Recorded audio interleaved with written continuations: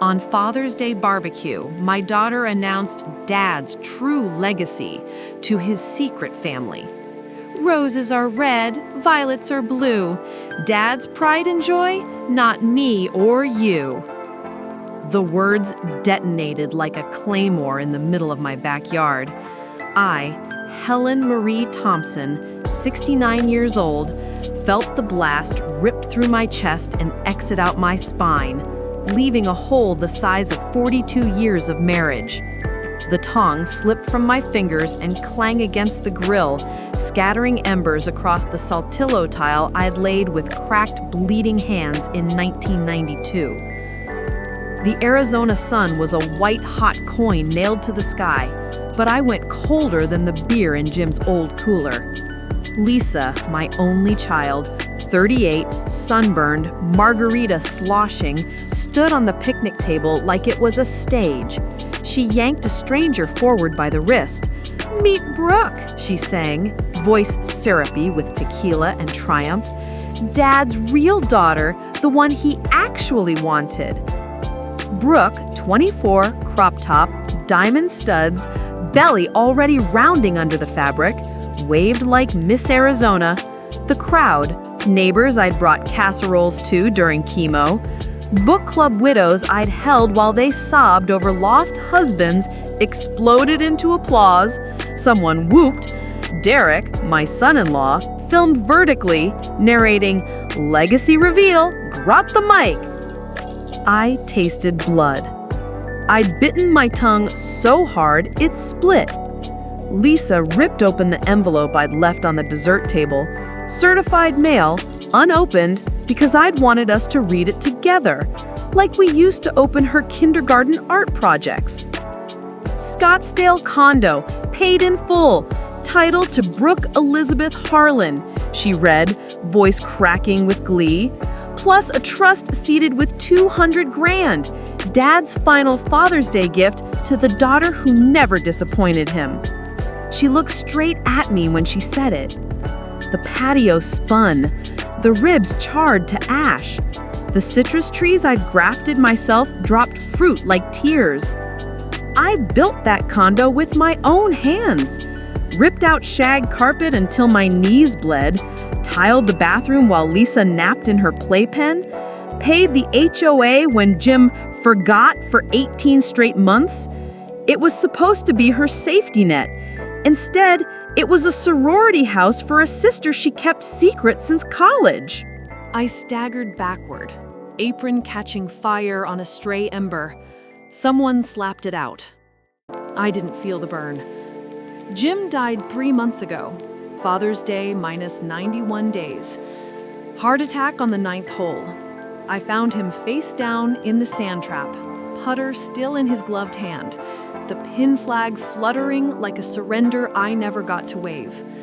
I screamed his name until my throat shredded, held his cooling face while the cart guy called 911, counted the freckles across his nose like I did when we were 17, and he promised me forever under the bleachers. 42 years. I taught 3rd grade at Kiva Elementary for 38 of them, retired with a plastic apple and a pension that bought generic oatmeal. Jim sold insurance, golfed, came home to meatloaf and shirts starched so crisp they could stand alone. We weren't fireworks. We were the steady pilot light that kept the house warm. Or so I thought. That night, I sat in the kitchen where Lisa took her first steps. The will open under the single bulb. To my daughter, Brooke Elizabeth Harlan. No mention of Lisa. No mention of me. Just Helen to retain primary residence provided she maintains mortgage. The mortgage I'd paid alone since Jim's business trips started draining the joint account like a slow hemorrhage. I poured bourbon into the mug Lisa painted in 2nd grade. World's best mom in crooked letters. Drank until the ceramic burned my lip. Lisa texted at 2:14 a.m. "You okay, Mom? Brooke's overwhelmed with gratitude. Dad would want us to embrace her." I hurled the phone. It shattered against the fridge, screen spiderwebbing over a magnet from our 25th anniversary cruise, the one Jim skipped for work. Morning came brutal. I drove to the condo with the spare key still on my ring, the one shaped like a tiny cactus. The air inside smelled like vanilla and someone else's coconut shampoo. Brooke's Uggs by the door, a sorority paddle on the wall that read Delta Gamma Phi, Daddy's Girl. In the fridge, an ultrasound photo magnet, 20 weeks, labeled Baby Thompson Harlan, due December. I opened the safe, empty except for a flash drive, JTH Insurance, Legacy. I took it like I was stealing back my own heartbeat. Home, plugged it in, password, Lisa's birthday. Still. Folder B. Love letters, 1998. Lisa was 12. Bank transfers to B. Harlan Consulting. A birth certificate, Brooke Elizabeth Harlan, father James Thompson, mother Rebecca Harlan. Rebecca, Jim's college buddy's widow, he'd helped out.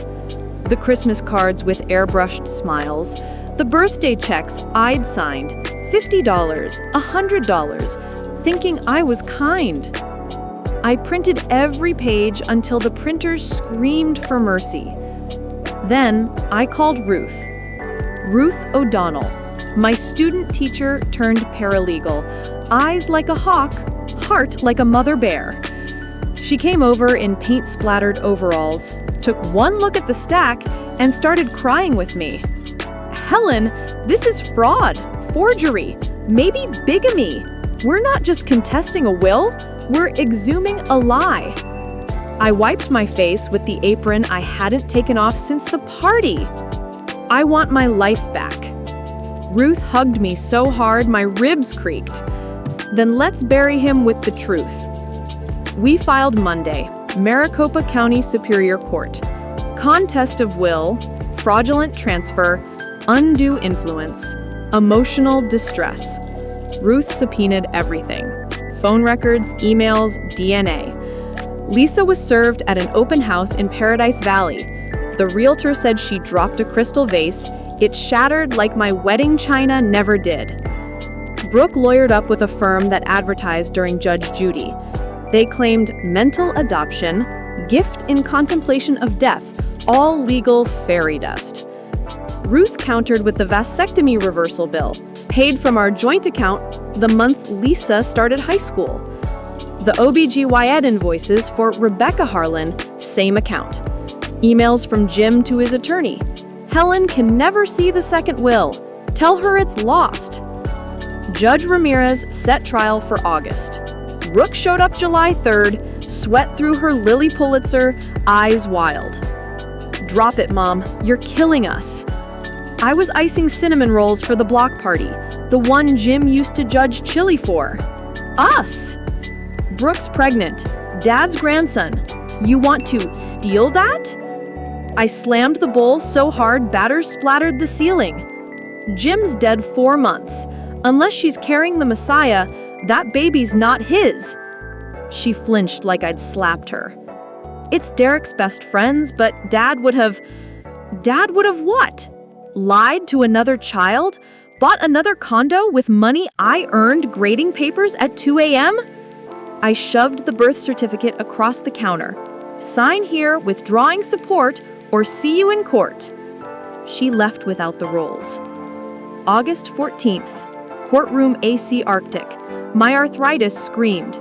Brooke wore a maternity smock, the color of lies. Lisa sat behind her, arms crossed so tight, her knuckles went white. Ruth laid out the timeline like a murder board. Vasectomy reversal, 2004. Rebecca's prenatal bills, 2004-2005. Emails, make Helen think the condo is an investment. Forged notary stamp, UPS store open, 2019. I took the stand. My voice cracked like desert clay. I taught third grade for 38 years, skipped my own mother's funeral to cover Lisa's dance recital, sold my grandmother's silver to pay Jim's business loan that bought Rebecca's minivan. The Father's Day he missed because of Vegas conference? I have the photo.